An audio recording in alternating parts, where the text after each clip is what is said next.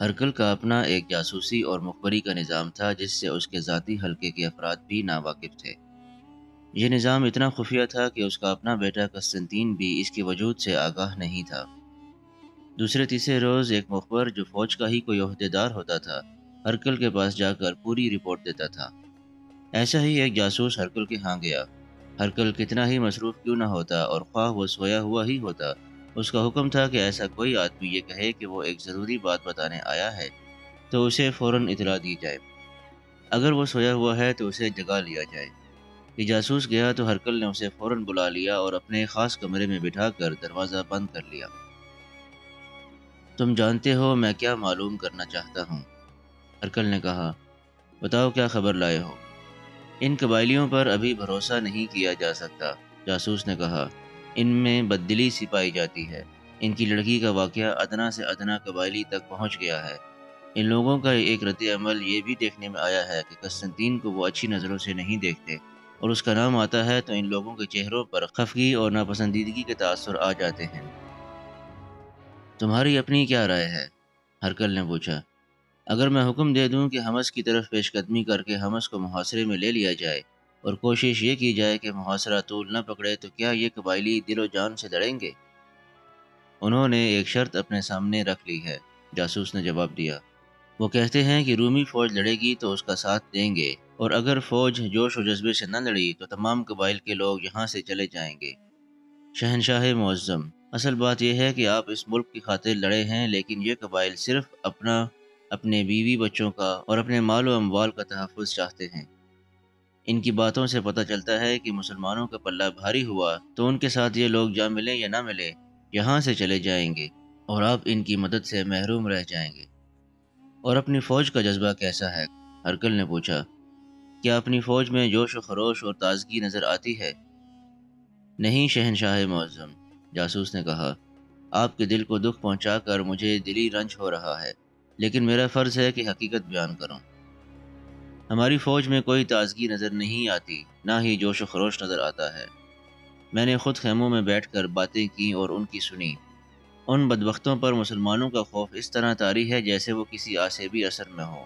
انہیں بتایا گیا کہ حمس میں مسلمانوں کی فوج بمشکل 4000 ہے، اور یہ 4000 سپاہی ہماری اتنی بڑی فوج کے سامنے نہ ٹھہر سکیں گے جس میں صرف قبائلیوں کی نفری 30,000 ہے۔ لیکن ہمارے سپاہیوں میں ذرا سا بھی جوش و خروش پیدا نہیں ہو رہا۔ کچھ ایسی آوازیں بھی اٹھنے لگی ہیں کہ مسلمانوں کا مذہب ہی سچا ہے۔ ایسی باتیں کرنے والے یہ جواز پیش کرتے ہیں کہ خدا مسلمانوں کے ساتھ ہے۔ مختصر یہ کہ ہرکل کو اپنی فوج کے متعلق مایوس کن رپورٹیں مل رہی تھیں۔ اس کے پاس اب یہی ایک راستہ تھا کہ وہ فوراً حمس پر حملہ کر دیتا۔ حمس اس کے قبضے میں آ جاتا تو اس کی فوج میں کچھ جذبہ پیدا ہو سکتا تھا، لیکن اپنی فوج کی ذہنی اور جسمانی حالت کو اور عیسائی قبائلیوں کے تذبذب کو دیکھتا تھا تو وہ اس فیصلے پر پہنچتا تھا کہ ابھی حملہ نہ کیا جائے۔ وہ اس خوش فہمی میں بھی مبتلا تھا کہ حمس کو قوت نہیں مل سکے گی اور مسلمانوں کی نفری تھوڑی ہی رہے گی۔ ہرکل ایسا بوکھلایا ہوا تھا کہ وہ جان ہی نہ سکا کہ مسلمان کتنی تیزی سے حرکت میں آ رہے ہیں اور کچھ دنوں بعد کیا ہونے والا ہے۔ اسے ذرا سا بھی شک نہ ہوا کہ عرب کے 10-12 مسلمان اس کے محاذ پر قبائلی عیسائیوں کے بحروپ میں پہنچے ہوئے ہیں، اور وہ بڑی دانشمندی سے قبائلیوں میں بددلی اور رومیوں کے خلاف غلط فہمیاں پیدا کر رہے ہیں۔ ذہنی تخریب کاری کی کارروائیاں کرنے والے ان 10-12 مسلمانوں کا کمانڈر حدید تھا۔ وہ اس کام کا ماہر تھا۔ وہ بعض قبائل کے سرداروں تک پہنچ گیا تھا اور ان کے ذہنوں میں بھی اس نے ہرکل اور رومیوں کے خلاف غلط فہمیاں پیدا کر دی تھیں۔ جنگوں میں جرنیل اور سپہ سالار جب کسی محاذ کی طرف کوچ یا پیش قدمی کرتے تھے تو ان کی کوشش یہ ہوتی تھی کہ دشمن کو اس کا علم نہ ہو سکے اور وہ اچانک دشمن پر جا حلہ بولے، لیکن حضرت عمر رضی اللہ تعالیٰ عنہ نے اس جنگی اصول کے بالکل الٹ ایک کارروائی کی۔ وہ یہ کہ چند ایک شتر سوار اور گھڑ سوار الگ کیے اور انہیں کہا کہ وہ آگے نکل جائیں اور محاذ کے قریب بستیوں میں یہ خبر پھیلاتے جائیں کہ مدینہ سے بہت بڑی کمک حمس کو جا رہی ہے۔ امیر المومنین نے یہ بھی کہا کہ الجزیرہ میں وہ خاص طور پر یہ خبر پھیلائیں، اور یہ بھی کہ عراق سے کچھ سالار دستے لے کر حمس اور بزنطیہ کی طرف جا رہے ہیں۔ حضرت عمر رضی اللہ تعالیٰ عنہ اپنی کوچ کی یہ تشہیر اور نمائش اس خیال کے پیش نظر کر رہے تھے کہ انہیں پتہ چل گیا تھا کہ ہرکل میں اتنا دم خم نہیں رہا کہ وہ اب کہیں بھی مجاہدین کے ساتھ ٹکر لے سکے یا کہیں جوابی حملہ کر سکے۔ امیر المومنین اپنی اور کمک کی آمد کی زیادہ تشہیر الجزیرہ کے ان عیسائی قبائل میں کرنا چاہتے تھے جنہوں نے ہرقل کو 30,000 نفری کا لشکر دیا تھا۔ اس تشہیر کا مقصد یہ تھا کہ قبائل ڈر جائیں کہ مسلمان ان کی بستیوں کو تباہ کر دیں گے اور یہ سوچ کر وہ ہرقل کا ساتھ چھوڑ دیں گے۔ امیر المومنین کا قاصد بہت ہی تیزی سے سفر کرتا حمص پہنچ گیا اور ابو عبیدہ رضی اللہ تعالیٰ عنہ کو یہ خبر سنائی کہ کمک پہنچ رہی ہے اور امیر المومنین ایک لشکر لے کر خود بھی آ رہے ہیں۔ قاصد نے انہیں یہ بھی بتایا کہ حمص کو اور کمک کہاں کہاں سے مل رہی ہے اور یہ بھی کہ قبائلی علاقوں میں بھی سالار اپنے اپنے دستے لے کر پہنچ گئے ہیں۔ خالد بن ولید رضی اللہ تعالیٰ عنہ بھی 4,000 گھڑ سواروں کے ساتھ حمص پہنچ چکے تھے۔ امیر المومنین کا یہ قاصد واپس چلا گیا اور ایک ہی دن کے وقفے سے دوسرا قاصد آ گیا۔ امیر المومنین حضرت عمر رضی اللہ تعالیٰ عنہ نے اس دوسرے قاصد کو اس پیغام کے ساتھ بھیجا تھا کہ ابو عبیدہ رضی اللہ تعالیٰ عنہ اپنے ذرائع سے رومیوں کے محاذ پر یہ خبر پھیلا دیں کہ عراق سے کمک آ گئی ہے اور بہت سے دستے الجزیرہ کے قبائلی علاقوں میں بھی پھیل گئے ہیں۔ امیر المومنین نے خاص طور پر یہ ہدایت بھیجی کہ ان قبائل کا جو لشکر ہرقل کے پاس پہنچ گیا ہے اس لشکر پر یہ خطرہ سوار کر دیا جائے کہ مسلمانوں کے جو دستے الجزیرہ میں گئے ہیں وہ وہاں کی بستیاں اجاڑ دیں گے، جس کی وجہ یہ ہے کہ سارا علاقہ اب مسلمانوں کے تسلط میں ہے اور اس علاقے کے جو لوگ رومیوں کی مدد کے لیے چلے گئے ہیں وہ غدار ہیں اور انہیں غداری اور بغاوت کی سزا دی جائے گی، جو یہ ہوگی کہ ان کی بستیاں اجاڑ دی جائیں گی اور مویشیوں پر مسلمان قبضہ کر لیں گے۔ یہ ایک نفسیاتی جلغار تھی جو امیر المومنین رومیوں اور ان کے قبائلی اتحادیوں پر کر رہے تھے۔ ابو عبیدہ رضی اللہ تعالیٰ عنہ نے تو پہلے ہی 10-12 مجاہدین قبائلی لشکر میں بددلی پیدا کرنے کے لیے بھیج رکھے تھے۔ اب انہیں امیر المومنین کی یہ ہدایت ملی تو انہوں نے ایک اور مجاہد کو یہ ساری ہدایت سمجھا کر رومیوں کے محاذ پر بھیج دیا۔ یہ قاصد قبائلی عیسائیوں کے بھیس میں روانہ ہو گیا۔ اسے حدید کے پاس پہنچنا تھا اور باقی کام حدید اور اس کے ساتھیوں کو کرنا تھا۔ رومی فوج اور عیسائی قبائلی پہاڑوں کے اندر علاقے میں اس طرح خیمہ زن تھے کہ حمص ان کے محاصرے میں تھا، لیکن وہ حمص سے ابھی کئی میل دور تھے۔ اس سارے لشکر کو ہرقل کے حکم پر حمص کی طرف پیش قدمی کرنا تھی اور حمص کو محاصرے میں لینا تھا۔ ابو عبیدہ رضی اللہ تعالیٰ عنہ کا بھیجا ہوا یہ قاصد وہاں پہنچا تو قبائلی اسے اپنا ہی آدمی سمجھ کر دوڑے آئے اور اسے گھیر لیا۔ وہ اس سے پوچھنے لگے کہ وہ کہاں سے آیا ہے اور اپنے علاقے کے حالات کیسے ہیں۔ ان کی باتوں سے قاصد کو اندازہ ہوا کہ انہیں پہلے ہی خبر مل چکی ہے کہ مسلمانوں نے الجزیرہ کی بستیوں پر حملہ کر دیا ہے اور وہاں کے حالات ٹھیک نہیں۔ قاصد نے انہیں بتایا کہ حالات بہت برے ہیں اور مسلمان تعزیری کارروائی کے طور پر بستیاں اجاڑ رہے ہیں۔ مختصر یہ کہ قاصد نے اچھی خاصی دہشت پھیلا دی اور پھر وہ ڈھونڈتا ہوا حدید تک بھی پہنچ گیا۔ حدید بھی قبائلی عیسائی بنا ہوا تھا۔ قاصد نے اسے ابو عبیدہ رضی اللہ تعالیٰ عنہ کا پیغام دیا۔ حدید نے اسے بتایا کہ وہ واپس چلا جائے اور سپہ سالار ابو عبیدہ رضی اللہ تعالیٰ عنہ کو تسلی دے کہ جو طریقہ کار انہوں نے بتایا ہے اس پر پہلے ہی عمل ہو رہا ہے اور اس میں جھوٹ بولنے کی ضرورت ہی نہیں پڑی، کیونکہ الجزیرہ سے خود عیسائی خبریں لے کر پہنچ گئے ہیں اور اس تمام 30,000 لشکر کو پتہ چل چکا ہے کہ پیچھے خیریت نہیں۔ قاصد واپس آ گیا اور حدید اور اس کی مختصر سی اس جماعت نے جلتی پر خوب تیل ڈالا اور قبائلیوں کے لشکر پر دہشت داری کر دی۔ محاذ پر یہ قبائلی کسی ایک جگہ اکٹھے نہیں تھے، وہ تو میلوں لمبائی میں رومی فوج کے ساتھ پھیلے ہوئے تھے۔ ایک افواہ اٹھتی تھی جو تیز ہوا کی طرح دور دور تک پھیلے ہوئے قبائلیوں تک پہنچ جاتی تھی۔ کوئی بھی اس کی تصدیق کرانے کی ضرورت نہیں سمجھتا تھا، ہر ایک کی زبان پر یہی ایک افواہ ہوتی تھی، اس لیے ہر کوئی اسے سچا مانتا تھا۔ قبائلی پہلے ہی رومیوں سے بددل ہو چکے تھے، ان کے دلوں میں رومیوں کے متعلق جو شکوک و شبہات پیدا ہو گئے تھے انہیں حدید اور اس کی جماعت نے مزید پکا کر دیا تھا اور یہ شکوک یقین کی صورت اختیار کر گئے تھے۔ اصل میں بات یہ پیدا کر دی گئی تھی کہ وہ جو لڑائی لڑنے آئے ہیں وہ رومیوں کے مفادات کی لڑائی ہے اور اس میں ان کے لیے نقصان ہی نقصان ہے۔ یہ قبائلی تو اپنا تحفظ چاہتے تھے۔ اب انہیں یہ خبریں ملیں کہ مسلمانوں کا لشکر ان کے علاقوں پر حملہ آور ہو گیا ہے تو قبائلی سرداروں کا ایک وفد ہرقل کے پاس گیا۔ یہ خبریں ہرقل تک بھی پہنچ چکی تھیں۔ قبائلی سرداروں نے اسے بتایا کہ وہ اس کی لڑائی لڑنے آ گئے ہیں، لیکن ان کے اپنے علاقوں پر مسلمانوں نے یلغار کر دی ہے۔ ہرقل بڑا ہی ہوشیار اور چالاک آدمی تھا۔ اس نے قبائلی سرداروں کے وفد کی پوری بات بڑی دلچسپی اور ہمدردی سے سنی اور کہا، میرے عزیز بھائیوں، مجھے سب سے پہلے تمہارے گھروں کا اور بیوی بچوں کے تحفظ کا خیال ہے۔ اگر مسلمان تمہارے علاقوں میں آ گئے ہیں تو کوئی قیامت نہیں آ گئی۔ میں اب حمص پر حملے کو مزید ملتوی نہیں کروں گا۔ ہم نے حمص مسلمانوں سے لے لیا تو پھر ہم ان کی کمر توڑ دیں گے، اور پھر تم دیکھنا کہ تمہارے علاقوں میں مسلمانوں کی جو فوج پھیل گئی ہے وہ سب بھاگی بھاگی اس طرف آ جائے گی۔ میرا ساتھ دو اور پھر دیکھنا کہ ہم ان مسلمانوں کو کس انجام تک پہنچائیں گے۔ ہم اور انتظار نہیں کر سکتے، وفد کے ایک سردار نے کہا۔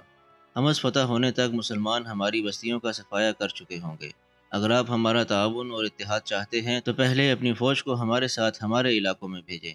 ہم مسلمانوں کو وہاں سے بھگا دیں گے اور پھر حمص پر حملہ کریں گے، یا جہاں آپ چاہیں گے وہاں ہم آپ کے ساتھ ہوں گے۔ ہرکل نے انہیں قائل کرنے کی کوشش کی، لیکن قبائلی سردار اس کی باتوں میں نہ آئے اور یہ مذاکرات کسی نتیجے پر پہنچے بغیر ختم ہو گئے۔ میری ایک بات سن لو، ہرکل نے بگڑے ہوئے لہجے میں کہا۔ جسے تم اپنا علاقہ کہہ رہے ہو وہ تمہارا اپنا نہیں ہے، وہ علاقہ اس کا ہے جس نے یہ ملک فتح کیا ہے۔ پہلے تم میرے زیر تسلط تھے، اب اس علاقے پر مسلمان قابض ہو گئے ہیں، لہذا تم آزاد نہیں ہو۔ اگر تم لوگوں میں ہمت اور غیرت ہے تو مسلمانوں کے خلاف بغاوت کر دو۔ وہ نئے نئے آئے ہیں اور ابھی یہاں کا نظام انہوں نے نہیں سنبھالا۔ اس بدنظمی سے فائدہ اٹھاؤ اور باغی ہو جاؤ۔ سردار وہاں سے آ گئے۔ وہ ہرکل سے ملنے بزنطیہ گئے تھے جو محاذ سے خاصا دور تھا۔ واپس محاذ تک پہنچتے پورا دن اور آدھی رات گزر گئی تھی۔ وہ محاذ پر پہنچے تو انہیں اطلاع ملی کہ قبائلیوں کی بیشتر نفری یہاں سے رخصت ہو چکی ہے اور سب اپنے اپنے علاقے کی طرف چلے گئے ہیں۔ ان سرداروں نے بھی بوریا بسترا سمیٹا اور روانہ ہو گئے۔ انہیں یہ بھی بتایا گیا کہ وہ اپنی لڑکیوں کو بھی ساتھ لے گئے ہیں۔ ایک صبح ابو عبیدہ رضی اللہ تعالیٰ عنہ اذان کی آواز پر جاگے اور اٹھے۔ وہ نماز کے لیے اٹھے تھے کہ دربان نے انہیں اطلاع دی کہ حدید بن مومن خزرج اپنے ساتھیوں کے ساتھ آیا ہے۔ ابو عبیدہ رضی اللہ تعالیٰ عنہ کو جیسے اپنے کانوں پر شک ہوا ہو۔ انہیں توقع نہیں تھی کہ حدید اپنی جماعت کے ساتھ اچانک واپس آ جائے گا۔ انہیں کچھ پریشانی سی ہوئی کہ رومیوں کو ان کی اصلیت معلوم ہو گئی ہوگی اور 2-4 آدمی پکڑے گئے ہوں گے اور باقی بھاگ گئے ہیں۔ ابو عبیدہ رضی اللہ تعالیٰ عنہ انہیں بلانے کی بجائے دوڑے باہر نکلے۔ دیکھا حدید کے ہونٹوں پر مسکراہٹ تھی اور اس کی جماعت کے تمام مجاہد موجود تھے۔ سب کے چہروں پر بشاشت تھی۔ تم سب کیوں آئے ہو؟ ابو عبیدہ رضی اللہ تعالیٰ عنہ نے پوچھا۔ اس لیے کہ 30,000 قبائلیوں کا لشکر چلا گیا ہے، حدید نے مسکراتے ہوئے جواب دیا۔ کہاں؟ جہاں سے وہ آئے تھے، حدید نے جواب دیا۔ کچھ ہماری کامیابی نے ان لوگوں میں بددلی پھیلا دی تھی اور باقی کام ان اطلاعوں اور خبروں نے کر دیا جو ان لوگوں کے پاس اپنے علاقوں سے پہنچی تھیں کہ مسلمان آ گئے ہیں۔ ہم نے افواہیں پھیلائیں، جلتی پر تیل ڈالا اور آخر قبائلی رومیوں کا ساتھ چھوڑ کر چلے گئے۔ حدید اور اس کے ساتھیوں نے تفصیلات سنائیں کہ قبائلی کس طرح ہرکل سے بدظن ہوئے تھے اور آخر وہ کس طرح ہرکل کا ساتھ چھوڑ کر چلے گئے۔ ابو عبیدہ رضی اللہ تعالیٰ عنہ نے دونوں ہاتھ اٹھا کر آسمان کی طرف دیکھتے ہوئے اللہ کا شکر ادا کیا اور بلند آواز سے کہا کہ یہ سب اس اللہ تبارک و تعالیٰ کی رحمت و برکت ہے جس کے نام پر ہم یہاں آئے تھے اور جس کے نام پر ہم نے اپنی جانیں قربانی کے لیے وقف کر رکھی ہیں۔ ابو عبیدہ رضی اللہ تعالیٰ عنہ اور خالد بن ولید رضی اللہ تعالیٰ عنہ نے حملے کا پلان تیار کر لیا اور اپنے لشکر کو فوری تیاری کا حکم دے دیا۔ بزنطیہ میں ہرکل کے ہاں تو ماتم والی فضا بن گئی تھی۔ وہ عیسائی قبائلیوں کو روکنے میں بری طرح ناکام ہوا تھا۔ اس کا اپنا جو جاسوسی کا نظام تھا اس سے اسے اپنی فوج کے متعلق بڑی مایوس کن رپورٹیں مل رہی تھیں۔ ہرکل اپنے بیٹے قسطنطین کے ساتھ وہاں گیا جہاں اس کی فوج خیمہ زن تھی اور جس نے حمص کو محاصرے میں لینا تھا۔ یہ فوج دور دور تک پھیلی ہوئی تھی۔ اسے ایک جگہ اکٹھا کیا گیا اور ہرکل نے اپنے فوجیوں کا حوصلہ بڑھانے کے لیے بڑی جوشیلی تقریر کی، لیکن اس نے دیکھا کہ اس کے فوجی یوں چپ چاپ اور بے حس و حرکت سن رہے ہیں جیسے ان کے جسم بے جان ہو چکے ہوں۔ ہرکل بغیر لڑے پسپا نہیں ہونا چاہتا تھا۔ اس نے اپنی اس فوج میں جان ڈالنے کے لیے ایک اور حربہ آزمایا۔ تم ارض روم کے شیر ہو، ہرکل نے بازو ہوا میں لہرا کر کہا۔ میں نے فیصلہ کیا ہے کہ تم میں سے ہر سپاہی کو خالص سونے کا ایک ایک ٹکڑا دوں گا۔ تم میں سے جو زیادہ بہادری سے لڑیں گے انہیں الگ انعام دیا جائے گا جو اسے مالا مال کر دے گا۔ یہ بھی سن لو کہ جو بزدلی دکھائے گا اور بھاگے گا اسے زندہ جلا دیا جائے گا۔ میں انعام دینے میں ایسی فیاضی کروں گا کہ تم حیران رہ جاؤ گے۔ اب عقل کی اس اندھی فوج میں کچھ حرکت نظر آنے لگی اور سپاہیوں نے ایک دوسرے کی طرف دیکھا جیسے ہرکل کو خراج تحسین پیش کر رہے ہوں۔ یہ فوج تنخواہ دار تھی۔ ہر سپاہی کے پیش نظر 2 چیزیں رہتی تھیں، ایک تنخواہ اور دوسرا مال غنیمت۔ دو تین جرنیل فوج کے پیچھے گھوڑوں پر سوار تھے۔ ان جرنیلوں میں ایک انتھونیس تھا جس کے پہلو میں ایک اور گھڑ سوار تھا۔ وہ یوکلس تھا۔ ہرکل نے یوکلس کی ماں سے کہا تھا کہ وہ یوکلس کو جرنیل بنا رہا ہے، لیکن اسے عملی تجربے کی ضرورت ہے۔ یوکلس کی ماں تو خوش ہو گئی تھی اور یوکلس بھی خوش تھا، لیکن ماں بیٹا یہ نہ جان سکے کہ ہرکل اور اس کے بیٹے قسطنطین نے یہ انتظام یوکلس کو مروانے کے لیے کیا تھا۔ اس نے یوکلس کو بہت دن پہلے جرنیل انتھونیس کے حوالے کر کے کہا تھا کہ اسے میدان جنگ میں قیادت کے عملی سبق دینے ہیں۔ یوکلس کو اس طرح مروانے کی سازش سے جرنیل انتھونیس کو بے خبر رکھا گیا تھا۔ اسے ہرکل نے کہا تھا کہ یوکلس کو لڑائی کے دوران اپنے ساتھ ہی نہ رکھے، بلکہ اسے کچھ دیر کے لیے الگ کر کے لڑائی میں سپاہیوں کی طرح شامل ہونے دے۔ یوکلس کو قتل کرنے کا کام دو عہدیداروں کو سونپا گیا تھا۔ انہیں ہرکل نے بتایا تھا کہ وہ یوکلس پر نظر رکھیں اور جب وہ گھمسان کی لڑائی میں ذرا الگ ہو جائے تو اسے قتل کر دیں، اور پھر مشہور کیا جائے گا کہ یوکلس لڑتے ہوئے مارا گیا ہے۔ ان عہدیداروں سے یہ بھی کہا گیا تھا کہ یہ قتل انتھونیس کے سامنے نہ ہو۔ یوکلس کو پہلی بار میدان جنگ میں آنے کا موقع ملا تھا۔ وہ ماہر تیغ زن اور برچی باز تھا۔ بازو تو اس کا ایک ہی تھا، لیکن اسی ہاتھ سے وہ تیغ زنی اور برچی بازی کے ایسے کمالات دکھاتا تھا کہ دیکھنے والے حیران رہ جاتے تھے۔ وہ بہت ہی خوش تھا کہ اسے لڑنے کا موقع دیا گیا ہے۔ ہرکل کا لیکچر ختم ہو گیا تھا اور فوج ابھی وہیں کھڑی تھی۔ ہرکل گھوڑے پر سوار اپنی فوج کا معائنہ کرنے کو چلا۔ اس کے ساتھ قسطنطین گھوڑے پر سوار تھا۔ حمص میں ابو عبیدہ رضی اللہ تعالیٰ عنہ کو پیغام مل گیا تھا کہ طاقہ رضی اللہ تعالیٰ عنہ ان کے پاس 4000 گھڑ سواروں کے ساتھ پہنچ رہے ہیں، لیکن ابو عبیدہ رضی اللہ تعالیٰ عنہ نے ان کا انتظار نہ کیا، کیونکہ انہوں نے خالد بن ولید رضی اللہ تعالیٰ عنہ سے مشورہ کر کے فیصلہ کیا تھا کہ رومیوں کی اس فوج پر فوراً حملہ کر دیا جائے۔ ان دونوں سالاروں نے یہ سوچا تھا کہ یہ فوج اور ہرکل خود بھی صدمے کی حالت میں ہوں گے کہ وہ 30,000 قبائلی لشکر سے محروم ہو گئے ہیں۔ دوسری سوچ یہ آئی تھی کہ اس فوج کو اتنی مہلت نہ دی جائے کہ بزنطیہ جا کر قلعہ بند ہو جائے۔ محاصرے کی جنگ لمبی ہو سکتی تھی۔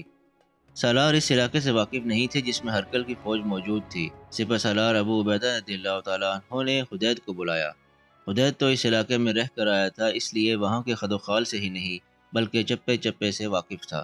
اس نے سپہ سالار کو وہاں کی زمین نہایت اچھی طرح سمجھا دی۔ وہ علاقہ میدانی نہیں، پہاڑی اور جنگلاتی تھا۔ حملے اور لڑائی کا پلان اس کے مطابق بنایا گیا۔ اسی روز پیش قدمی کا حکم دے دیا گیا۔ حدید اپنے 2-3 ساتھیوں کے ساتھ ہرول دستے کے ساتھ گائیڈ کے طور پر گیا۔ ادھر ہرکل اور قسطنطین ابھی فیصلہ نہیں کر سکے تھے کہ فوج کو یہیں رہنے دیں یا بزنطیہ بلا کر قلعہ بند ہو جائیں۔ ہرکل بری طرح بوکھلایا ہوا تھا اور تذبذب کے عالم میں تھا۔ اپنی فوج کو بہرحال اس نے ہر وقت تیار رہنے کا حکم دے دیا تھا۔ ابو عبیدہ رضی اللہ تعالیٰ عنہ چاہتے تو یہ تھے کہ اچانک رومیوں پر جا پڑے، لیکن ایسی توقع نہیں رکھی جا سکتی تھی کہ وہ رومیوں کو بے خبری میں جا لیں گے، کیونکہ ہرکل کے مخبر اور جاسوس حمص میں بھی موجود تھے اور ان کا باہر کے علاقے میں بھی موجود ہونا یقینی تھا۔ ابو عبیدہ رضی اللہ تعالیٰ عنہ نے اپنے لشکر کو 3 حصوں میں تقسیم کر دیا تھا۔ ایک حصے کو سیدھا جانا تھا اور 2 حصوں کو دائیں اور بائیں دور دور نکل جانا تھا، اور دشمن کو یہ تاثر دینا تھا کہ حملہ آور فوج یہی ہے جو سامنے سے آ رہی ہے۔ ابو عبیدہ رضی اللہ تعالیٰ عنہ اس درمیان والے حصے کے ساتھ تھے۔ اس حصے کی پیش قدمی کی رفتار کم رکھی گئی تاکہ دائیں اور بائیں والے حصے اپنے اپنے مقام تک پہنچ جائیں اور پھر سامنے سے حملہ کیا جائے۔ ان پہلوؤں والے دستوں کو دور کا چکر کاٹ کر جانا تھا۔ فاصلہ اتنا زیادہ نہیں تھا کہ پیش قدمی میں دن ہی گزر جاتا۔ فجر کی نماز کے بعد چلا ہوا لشکر اس وقت لڑائی کے مقام پر پہنچ گیا جب سورج سر پر آ رہا تھا۔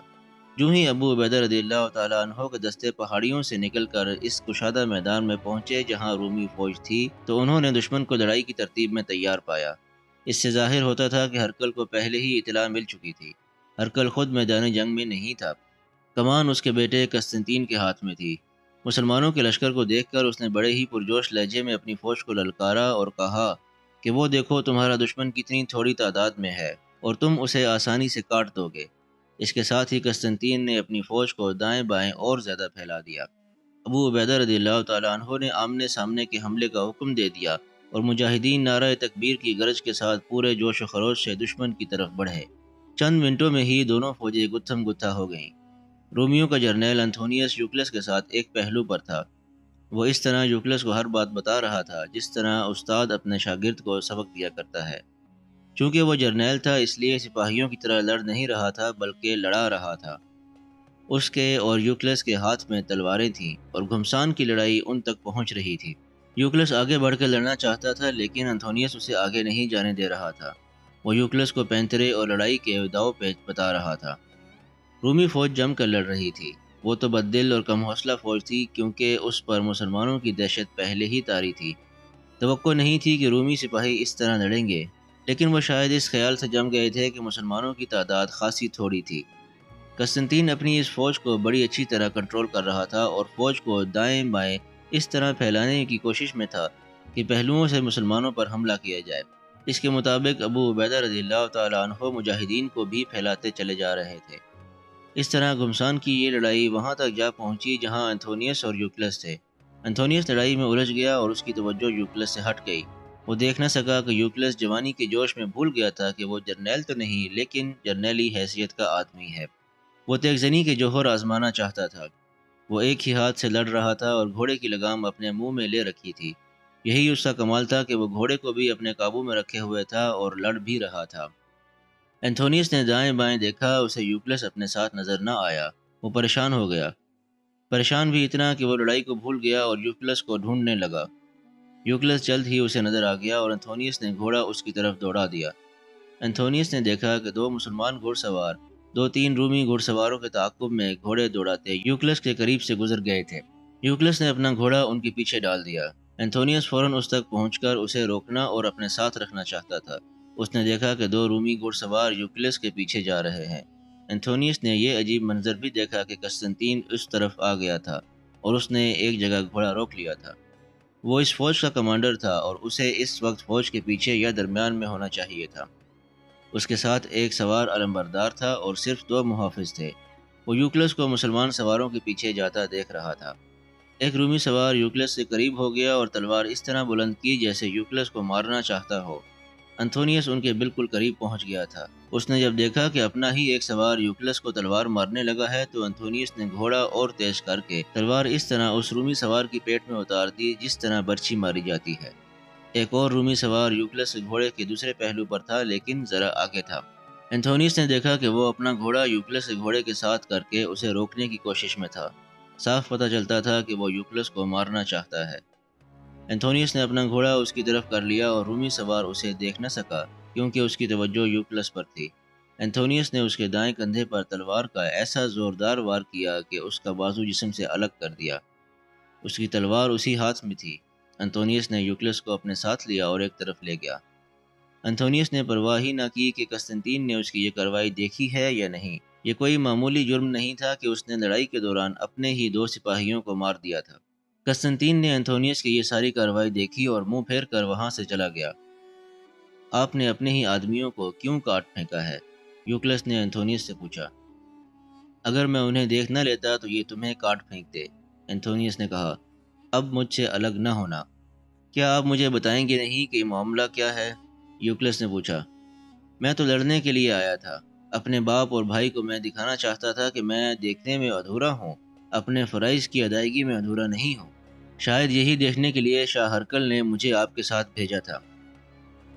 نہیں میرے بیٹے، انتھونیس نے کہا، تمہارے باپ اور بھائی نے تمہیں یہاں قتل کروانے کے لیے بھیجا تھا اور قتل ان دو آدمیوں نے کرنا تھا جو تم تک پہنچ گئے تھے۔ ایک کی تلوار اور تمہاری گردن کے درمیان تھوڑا سا فاصلہ رہ گیا تھا اور دوسرا سوار اپنا گھوڑا تمہارے گھوڑے کی گردن سے لگا کر تمہیں روک رہا تھا۔ میں نہ دیکھ لیتا تو تمہاری ماں کو یہ خبر سنائی جاتی کہ تمہارا بیٹا بہادری سے لڑتا ہوا مارا گیا ہے۔ تم نے دیکھا نہیں کہ اس وقت قسطنطین اس طرف آ گیا تھا؟ اتنی زیادہ خونریز لڑائی میں قسطنطین کو کہیں اور ہونا چاہیے تھا۔ وہ ادھر آیا تو تم پر حملہ ہوا۔ تمہارے یہ دونوں قاتل کوئی معمولی سپاہی نہیں بلکہ 200-400 سپاہیوں کی کمان کرنے والے عہدیدار تھے۔ مجھے بتائیں میں کیا کروں؟ یوکلس نے پوچھا۔ یہاں سے نکل جاؤں یا یہیں رہوں؟ میرے ساتھ رہو، انتھونیس نے کہا۔ اب تو مجھے بھی یہاں سے بھاگنا پڑے گا۔ میں نے کمان کرنے والے 2 عہدیداروں کو قتل کر دیا ہے۔ یہ کوئی نہیں سنے گا کہ قتل کی وجہ کیا تھی۔ میرے لیے اب سزائے موت ہے۔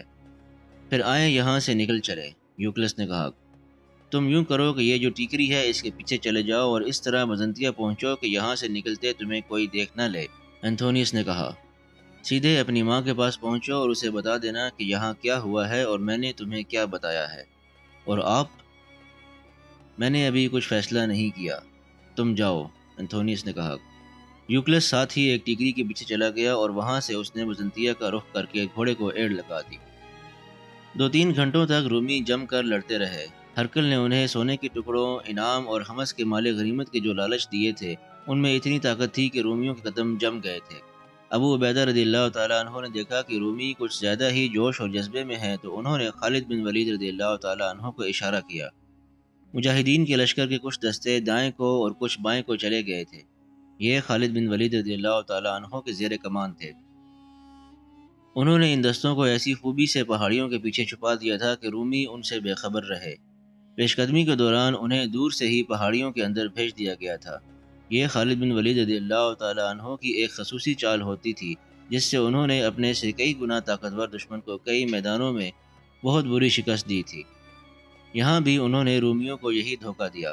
ابو عبیدہ رضی اللہ تعالیٰ عنہ نے اشارہ کیا تو خالد بن ولید رضی اللہ تعالیٰ عنہ نے دائیں بائیں قاصدوں کو یہ پیغام دے کر دوڑا دیا کہ ٹوٹ پڑو۔ پہلوؤں کے ان دستوں کے کماندار بےتابی سے اس حکم کے منتظر تھے۔ دشمن کے دونوں پہلوؤں سے پہاڑیوں کے اندر سے گھوڑے سرپٹ دوڑتے اس طرح نکلے جس طرح سیلاب بند توڑ کر غراتا، ٹھاٹھے مارتا باہر آتا اور جو کچھ بھی سامنے آتا ہے خس و خاشاک کی طرح بہا لے جاتا ہے۔ کچھ گھڑ سوار رومیوں کے عقب میں چلے گئے۔ قسطنطین کے لیے 2 ہی راستے رہ گئے تھے، اپنی فوج کو کٹوا لیتا یا بھاگ نکلتا۔ اس نے دوسرا راستہ اختیار کیا، اپنی فوج کو مجاہدین کی تلواروں اور برچھیوں سے کٹ مرنے اور ان کے گھوڑوں تلے روندے جانے کے لیے چھوڑ کر بھاگ نکلا۔ رومی سپاہ کٹ کٹ کر گرنے لگی۔ میدان جنگ کے ارد گرد پہاڑیاں، ٹیکریاں اور چٹانیں تھیں۔ رومی جو لڑائی سے نکل سکے وہ پہاڑیوں کے اندر چلے گئے اور بچ نکلے۔ بھاگنے والے رومیوں کا رخ انطاکیہ کی طرف تھا۔ یہ وہی فوج تھی جو قسطنطین کے ساتھ مصر سے ہرقل کی مدد کے لیے آئی تھی۔ یہ رومی فوجی اس توقع پر انطاکیہ کی طرف بھاگ رہے تھے کہ جن بحری جہازوں پر وہ آئے تھے وہ ابھی وہیں ہوں گے اور انہیں واپس مصر لے جائیں گے۔ حیرت ناک بات یہ ہوئی کہ قسطنطین بھی بزنطیہ جانے کی بجائے انطاکیہ کی طرف بھاگا۔ اس کا ارادہ بھی مصر چلے جانے کا تھا۔ ہرقل کی شکست مکمل ہو چکی تھی۔ ملک شام پر اس کا 1 انچ بھی تسلط نہیں رہا تھا۔